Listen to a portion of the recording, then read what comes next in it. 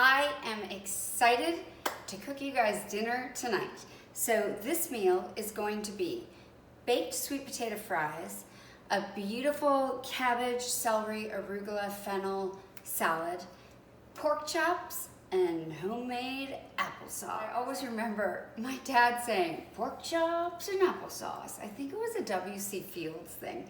Does anybody know that reference? Anyways, applesauce is such an easy thing to make at home with no sugar. Basically, it's just the fruit and spices. And that's what we're gonna do first because it takes the longest. You wanna preheat your oven to 450 degrees. Get yourself a little piece of foil. And all we need to do to this apple is slice off one end, slice off the other end. We're going to core down the middle, lift that out, and then take your paring knife and just peel. I like to go in a circle. You're not gonna believe how fast you can get this in the oven. And it is so good. I can't believe how good this ends up being. It could really be dessert. So I just take the foil, I put the apple right in the middle of it, and I've got a few spices here. So I'm going with first ground cloves, and I'm doing a pinch of ground cloves. Next, some nutmeg. And I'm gonna sprinkle it a little bit in my hand. Again, it's a pinch. Then I've got ground cinnamon. Cinnamon, you can't go wrong with cinnamon and apples. And last, I'm using a pinch of allspice. And that's it. So I wrap that up, just meeting the four corners at the top with a little twist. That's gonna go in the oven at 450, probably for the whole time we're making the rest of the dish. Then it'll be ready, and everything will be ready, and it'll all come out perfectly timed.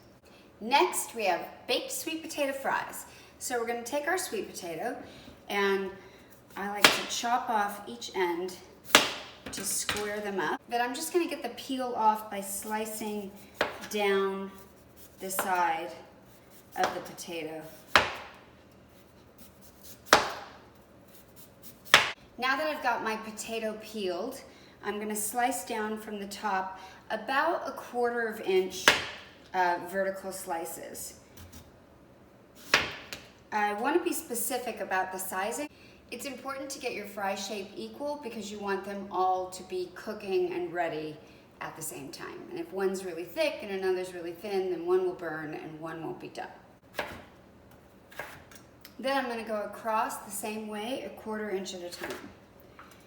So that is what I'm left with. And hopefully they won't look all exactly like that, but hopefully that'll get pretty close. So then those are going to start to go in this bowl because eventually, once they're all cut, I'm going to toss them in olive oil and salt and pepper and some paprika, put them on a cookie sheet, and those are going to go in the oven at 450 for about 20 minutes. I always think baked sweet potato fries are that one thing that you think you shouldn't be eating when it's really okay that you're eating it. They could definitely fall into the category of Friday night drunk food, for sure. Rather than pour olive oil over these, I'm gonna spray them with olive oil because it's gonna allow me to toss them and maybe just use a little bit less olive oil. This is an especially good trick if you're trying to be really health conscious. A little bit of salt and a little bit of pepper. I'm just gonna end with a little sprinkle of paprika over the whole thing. Right, these just get spread out on a cookie sheet.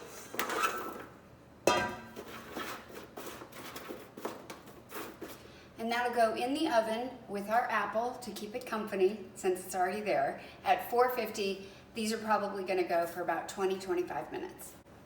Next, I'm gonna get my pork chops seasoned with some salt and some pepper. So I'm sprinkling generously salt and pepper on both sides. I like, when I am gonna eat meat, I like to make sure that it's antibiotic free, that hopefully it's been free range or grass fed. So I am gonna sear these pork chops. You can hear that sound, it's starting already.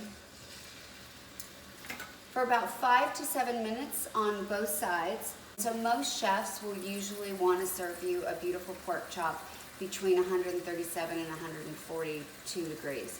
So I'm gonna shoot for about 140.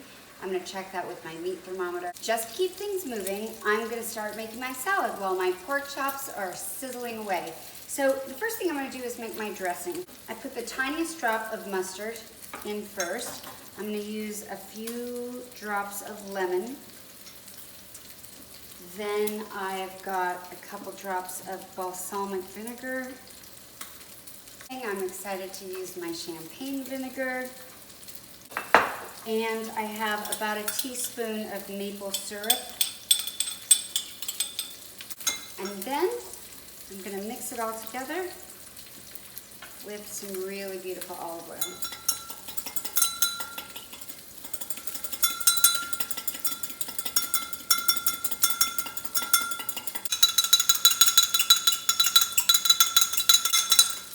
Oh, that has a really nice look to it now. It's not broken. See how pretty that is? Let's taste it. Oh, that's good. It's gonna need a little salt. So dressings, you know, you just have to do to taste. I like rice wine vinegar a lot. That's sweet, but I love the maple syrup with the fennel and the cabbage that we're using. So find your combination of a vinegar, a sweetness, some sour, some lemon, and your olive oil and salt and pepper, and you'll be good. The base of this salad is going to be Napa cabbage. And then I'm just going to slice as thinly as I can. I'm going to put that in the bowl, just get it out of the way. But look how light and beautiful and thin that is. So good. So we're going to have this fresh element on the plate. We're going to have our warm and comforting sweet potato fries. And we're going to have our yummy, spicy condiment of our applesauce. We're in the middle of the salad, and before we start chopping the celery, I'm going to go ahead and flip these pork chops. Oh, they're beautifully seared.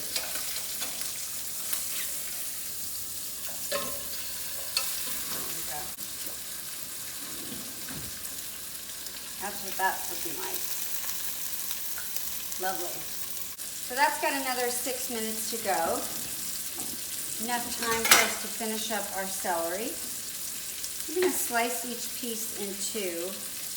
And then I'm just going to try to do as thin as I can.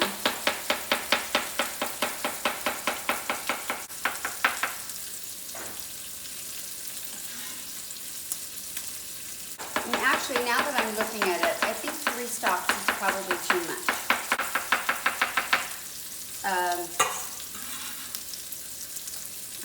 I'm going to leave this one. I'm going to make juice out of it later. So I'm just going to do 2. This piece of celery is wobbly, so I can't cut it as fast.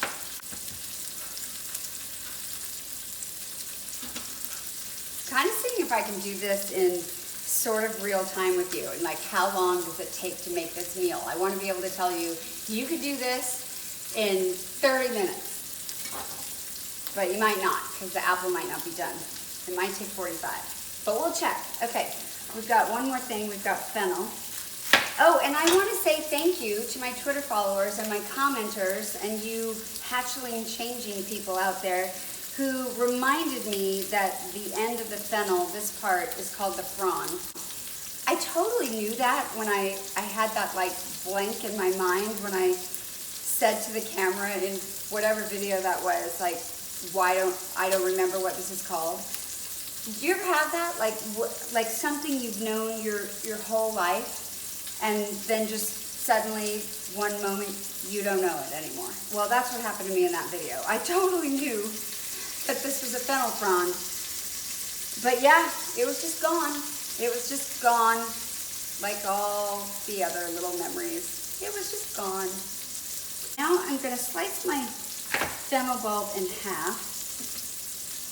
And then again, this would be a place I would totally use a mandolin, but I'm going to go ahead and just use a knife and try to do it as thin so that they feel like shaved pieces of fennel. And of course, all these flavors are so classic with pork. Fennel, apple, cabbage. There's nothing really particularly inventive about it. It's a really simple, healthy meal.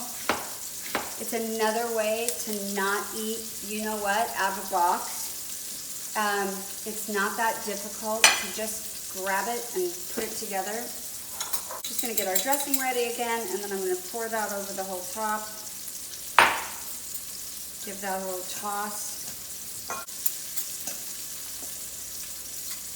I'm gonna squeeze a little bit more lemon on the top. I like to do that.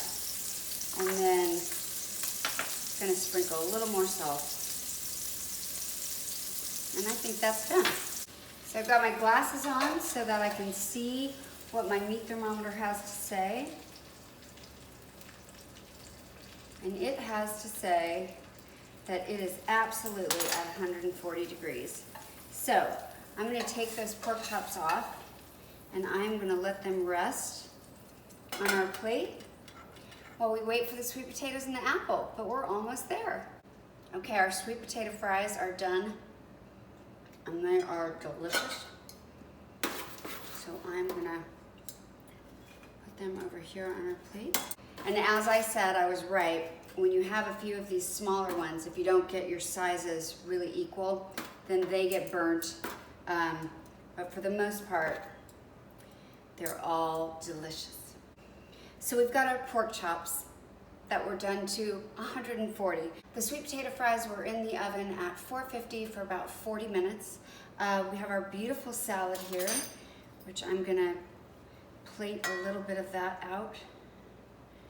In one of my episodes where I picked some loquats from a neighbor's yard and made loquat jam, and I feel like it's the perfect condiment to pork. So I'm gonna put a little on the plate right there. So everything here on this plate now was totally manageable under 45 minutes.